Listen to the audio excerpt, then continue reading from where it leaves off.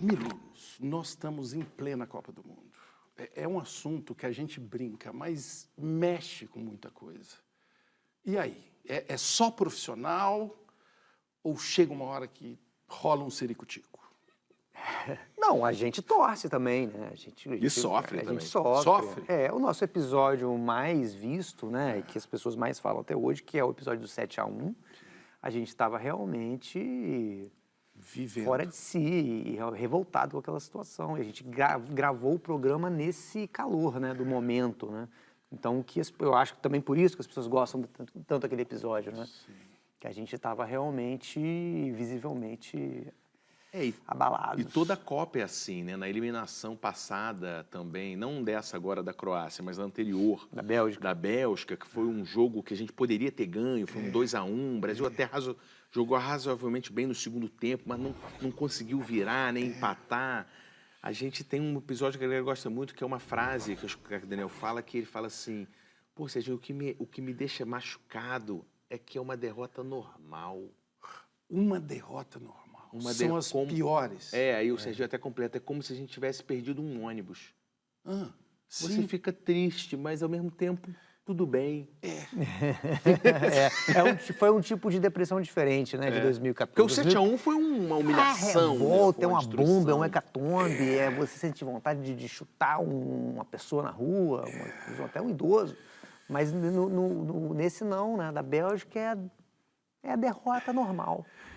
E todos aqueles vídeos, jogadores da seleção da Alemanha, cantando "Eu sou brasileiro com muito orgulho", cantando Tieta, abraçando um funcionário de hotel. Fomos enganados. Eles falaram que gostavam do Brasil. O Júlio César, depois do jogo contra o Chile, chorando, falando que ia se redimir, prometendo que ia se redimir. Fomos enganados. Nas redes sociais, várias pessoas politizadas dizendo que a Copa já estava comprada, que estava tudo certo, que era só a gente continuar sem hospital e alienado que a gente ia ser campeão. Fomos enganados. Só tem uma coisa a dizer em relação a isso, Daniel.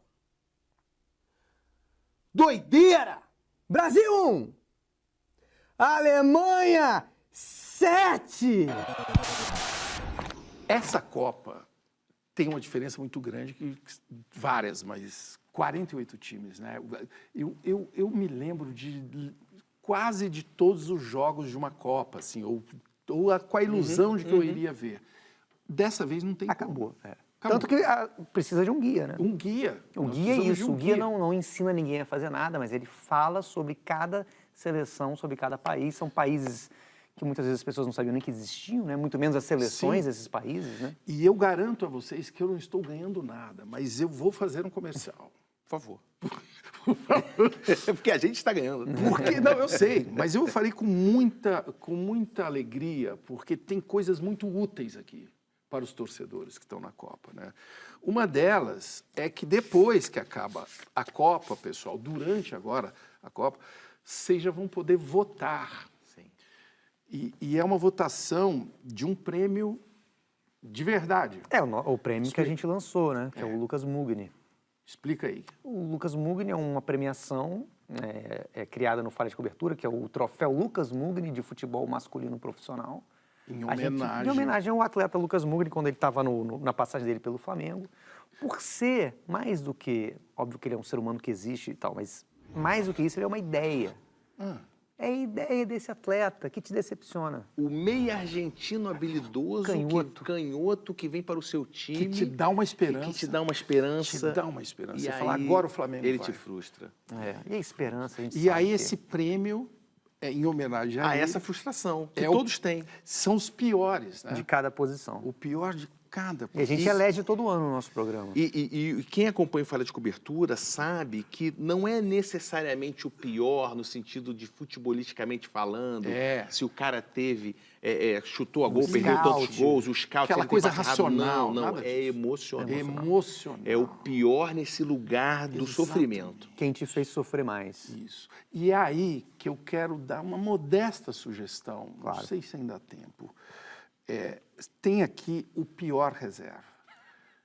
Eu gostaria de perguntar a vocês quem é o melhor reserva.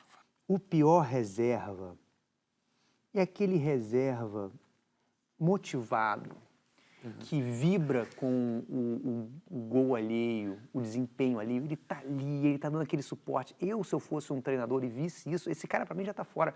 Porque o reserva, ele tem que estar puto. Com espírito competitivo. Torcendo contra quem tá em campo, porque ele quer entrar, ele quer que o cara da posição dele vá mal. Se contunda. Se contunda, perca coisa um mais pênalti pra ele entrar, pra ele ser acionado. O cara que tá ali torcendo, ele Que não tem, ele ele tá desmotivado, O ele que não tem ele motivação pra revela trabalhar. quando ele está torcendo para tudo dar certo? Revela uma pessoa sem competitividade, né? Sem ambição. E, pra mim, esse tipo de atleta não serve. Eu gostaria que tivesse um melhor reserva, mas talvez a gente não tenha. A gente só tenha piores reservas. E a gente, obviamente, tem o nosso craque, que a gente fala muito isso no Falha de Cobertura, que é o Neymar, que para nós ele é esse atleta da convocação desfalque. Como é que é? Que é um conceito onde você convoca um jogador para ser desfalque no seu time. Ele não tem condição de jogo, mas a presença dele, a ideia dele, ele ir, E ele desfalcar, né? ele desfalca seu time. desfalcar Ele vai para isso fazer tem, falta. isso tem um efeito positivo. É parte no da todo. estratégia? É parte da estratégia. Caramba, mas isso é muito sofisticado. Muito sofisticado. Isso Não é? começou com... Foi identificado pelo craque Daniel ali com o São Paulo. Né? Ano O São passado. Paulo do ano passado. Ah, Que trouxe o Oscar, e aí o Oscar estava contundido, depois trouxe o Lucas Moura estava contundido. Sim. Então o São Paulo tinha um time muito forte de desfalcados. Eram as contratações desfalque. as contratações que acabavam dominando o assunto. E aí você tem o quê? Por que isso é benéfico ao clube? Quando o clube vai mal ou perde, você tem essa justificativa. Não, o time está desfalcado, ainda que ele esteja permanentemente desfalcado, o que é uma contradição de termos, né? Porque ele deixa de ser um desfalque, passa a ser o estado natural do clube, do time, né? Mas você tem aquele desfalque, o time está desfalcado, por isso não foi bem. Então aquele jogador machucado ali é muito útil, no caso dos dois, né? Porque ele é um investimento É. e, ao mesmo tempo, depois ele vira uma desculpa, caso ele não seja utilizado. Mais uma desculpa que está rendendo alguma coisa Rende até pro hoje. time, não tá? Sim.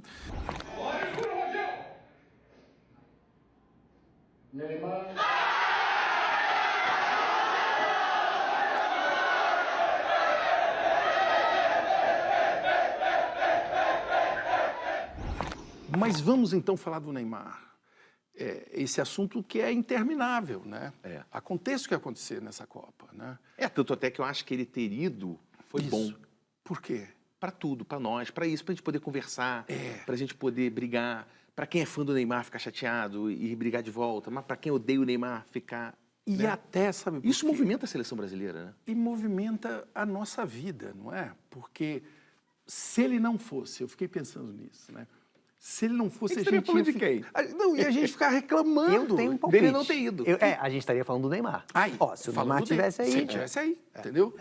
Ô, gente, eu vi uma coisa ontem que o Neymar é o primeiro convocado home office do mundo. Se ele tivesse ali, Mas ele foi e, ao mesmo tempo, ele não está. Porque ele não está em condição de jogo. E você vinha comentando que era uma Copa boa pro Neymar. Isso. É uma Copa cheia por quê? Haiti, Panamá, Paraguai. Aí o Neymar, ele arrebenta.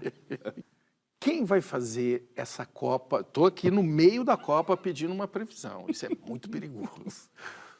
Mas a profissão de jornalista esportivo é a melhor para dar previsão, porque ela não tem nenhum comprometimento em acertar. E mais.